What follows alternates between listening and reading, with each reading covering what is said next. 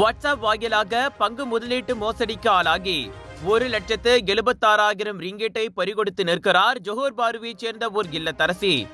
கடந்த நவம்பர் 6ஆம் தேதி முகநூலில் பங்கு முதலீட்டு விளம்பரத்தை பார்த்து அவர் கவரப்பட்டுள்ளார். இதையடுத்து வாட்ஸ்அப் வாயிலாக தொடர்பில் வந்த நபர் ஒரு செயலியை பதிவிறக்கம் செய்து அதில் வங்கி கணக்கு உள்ளிட்ட சுய விவரங்களை பதிவிடுமாறு அம்மாதுவை கேட்டுக் கொண்டுள்ளார். முதலீட்டை பொறுத்து ஒரு நாளைக்கு 12 இருந்து 100 விழுக்காடு வரை லாபம் கிடைக்கும் என அவர் நம்ப வைக்கப்பட்டார்.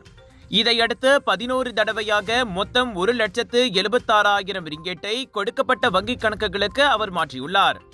லாப தொகையை மீட்க முயன்ற போது முடியாமல் போகவே தாம் ஏமாற்றப்பட்டிருப்பதை உணர்ந்து அவர் போலீசில் புகார் செய்தார்.